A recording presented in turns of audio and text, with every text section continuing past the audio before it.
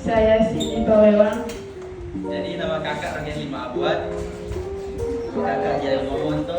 Saya Syukuru. Nah, jadi itu perkenalan singkat dari penyelenggara acara hari ini. Selanjutnya, saya akan membacakan susunan acara yang akan kita lewati pada pagi hari ini.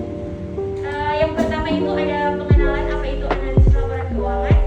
Kedua ada tujuan dan manfaat analisis. Ketiga ada bentuk-bentuk dan teknik analisis. Dan yang keempat ada perbandingan laporan keuangan. Yang kelima ada analisis tren. Yang keenam ada analisis presentasi per komponen. Yang ketujuh ada games. Dan yang kesembilan ada pembagian bingkisan. Serta yang terakhir ada sesi foto bersama. Pada materi yang pertama, jadi pengertian analisis laporan keuangan akan dibacakan oleh kakak Cindy. Ya, baiklah kita masuk dalam pengertian analisis laporan keuangan.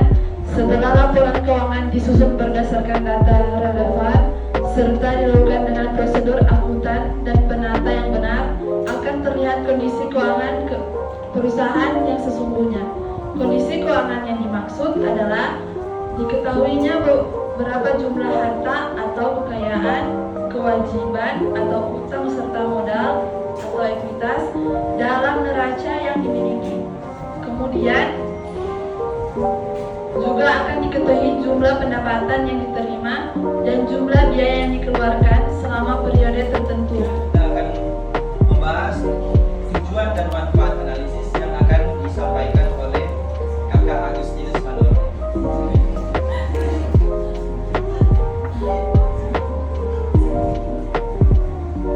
Kita masuk pada materi berikutnya, yaitu tujuan dan manfaat analisis. Manfaat analisis laporan keuangan adalah pertama, untuk mengetahui posisi keuangan perusahaan dalam periode tertentu, baik harta, kewajiban, modal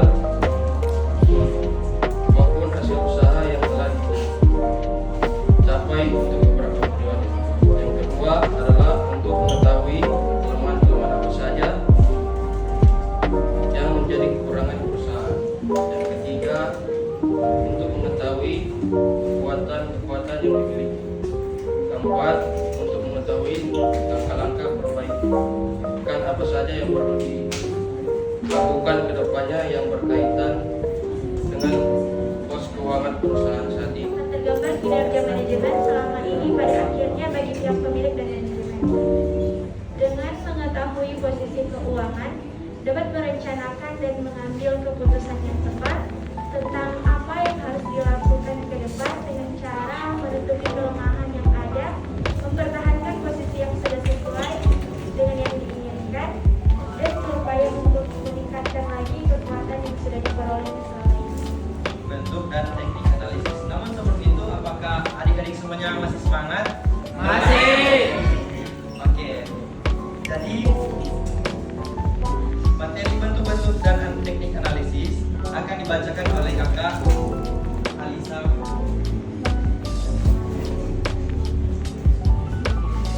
Kita masuk ke dalam bentuk-bentuk dan teknik analisis. Untuk melakukan analisis laporan keuangan, diperlukan metode dan teknik analisis yang tepat. Tujuan penentuan metode dan teknik analisis yang tepat adalah agar laporan keuangan tersebut dapat memberikan hasil yang maksimal. Selain itu, para pengguna hasil analisis tersebut dapat dengan mudah untuk menginterpretasikannya. Langkah atau prosedur yang dilakukan dalam analisis keuangan adalah: yang pertama, mengumpulkan data keuangan dan data pendukung yang diperlukan selengkap mungkin, baik untuk satu periode maupun beberapa periode. Yang kedua, melakukan pengukuran atau perhitungan-perhitungan dengan rumus-rumus tertentu sesuai dengan standar yang biasa digunakan secara cermat dan teliti sehingga hasil yang diperoleh benar-benar tepat. Yang ketiga, melakukan perhitungan dengan membarudan dan angka-angka yang ada dalam laporan keuangan secara cermat.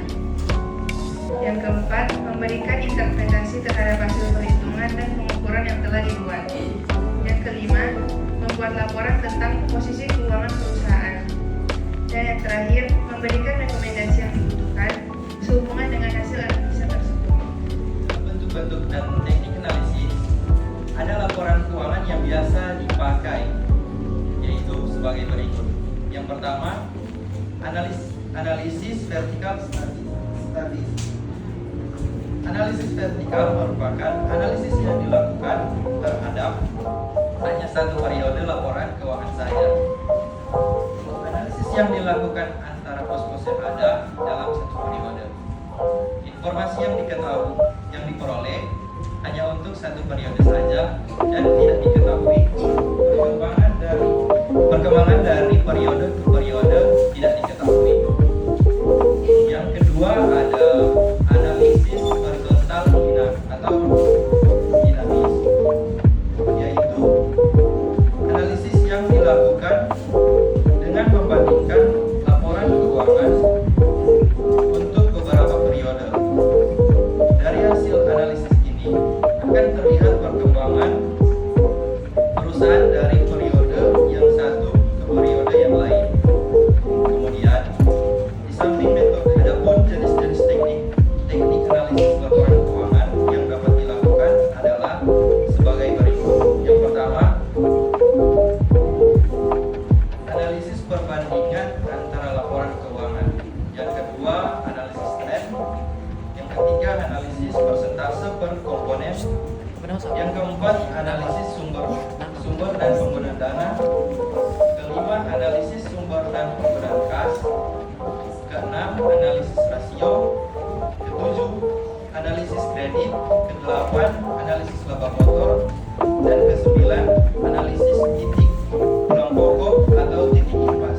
Yang dilakukan dengan membandingkan laporan keuangan lebih dari satu periode. Artinya, minimal 2 periode atau lebih dari analisis ini dapat diketahui perubahan-perubahan yang terjadi. Perubahan yang terjadi dapat berupa kenaikan atau penurunan dari masing-masing komponen analisis. Dari perubahan ini, terlihat masing-masing kemajuan atau dalam mencapai target yang Selanjutnya akan dibacakan oleh Kakak Daryl.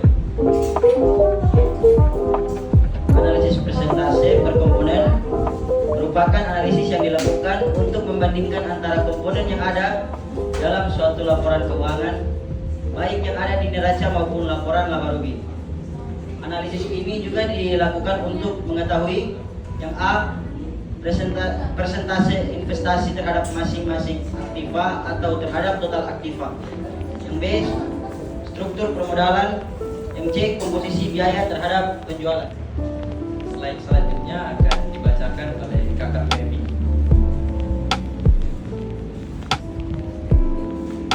Analisis kredit merupakan analisis yang digunakan untuk menilai layak tidaknya suatu kredit dikucurkan oleh lembaga keuangan seperti bank. Dalam analisis ini digunakan beberapa cara alat analisis yang digunakan.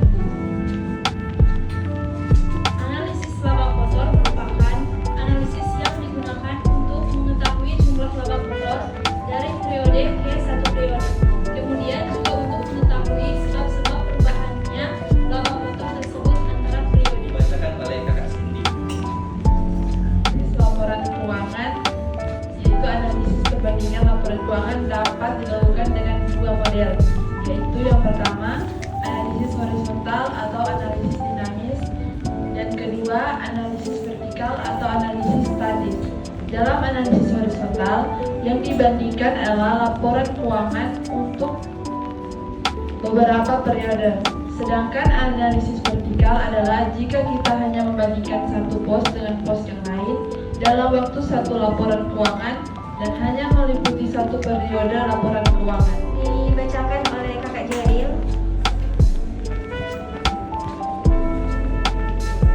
Baiklah, kita akan masuk di yang berikutnya, yaitu E, analisis tren. Analisis tren atau tendensi merupakan analisis laporan keuangan yang biasanya dinyatakan dalam persentase tertentu. Dalam analisis dapat dilakukan dengan menggunakan analisis horizontal ataupun dinamis. Data yang digunakan adalah data tahunan atau periode yang digunakan biasanya hanya 2 tahun atau 3 periode saja. Hal ini disebabkan karena jika lebih dari 3 periode akan mengalami kesulitan untuk menganalisisnya lebih cepat. Jika data yang digunakan lebih dari 2 atau 3 periode, metode yang digunakan adalah angka indeks. Dengan menggunakan angka indeks akan dapat diketahui kecenderungan atau tren atau arah dari posisi keuangan, apakah meningkat, menurun, atau tetap. Hasil analisis tren biasanya dihitung dalam persentase. Selanjutnya akan dilanjutkan oleh kakak PMI keuangan yang akan digunakan untuk mengadakan analisis tren dengan presentase adalah data yang paling awal. Kemudian data tersebut dibandingkan dengan data selanjutnya. Artinya, data yang paling awal dianggap sebagai tahunan, dasar sebagai awal perhitungan. Data awal tahun yang akan dianalisis kita anggap data normal di antara tahun. Jadi tadi ya, pembahasan dari kakak-kakak penyelenggara acara. Kemudian di sini ada kesimpulan dan keuangan. Yang tadi kita bahas itu ada jenis-jenis teknik analisis ada 9. Yang pertama analisis perbandingan antara laporan keuangan. Yang kedua analisis tren. Yang ketiga analisis presentasi per komponen. Yang keempat ada analisis sumber dan penggunaan dana. Yang kelima ada analisis sumber dan penggunaan gas. Yang keenam ada analisis rasio. Yang ketujuh ada analisis kredit. Yang ke-8 ada analisis laba uang dan yang ke-9 ada analisis. Baiklah, terima kasih atas kesempatan yang diberikan. Sekarang ada Elis mau bertanya sama kakak-kakak. Kakak jawab nih. Ada Elis yang bertanya, jenis-jenis teknik analisis laporan keuangan dalam analisis horizontal atau dinamis. Makasih kakak-kakak. Ini ada Sylvia.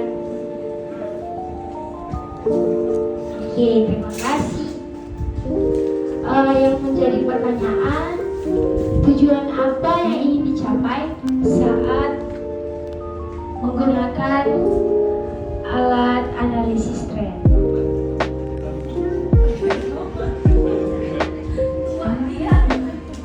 Terima kasih atas kesempatan yang diberikan. Saya ingin bertanya, mengapa saat melakukan analisis laporan keuangan harus menggunakan angka perbandingan dalam rasio keuangan? Baik, terima kasih atas kesempatan yang diberikan. Yang menjadi pertanyaannya, tadi kan kelompok menjelaskan kan 9 teknik dalam pembuatan analisis laporan keuangan. Yang menjadi pertanyaannya, mengapa perusahaan perlu melakukan analisis rasio? Terima kasih. Ada Keisha.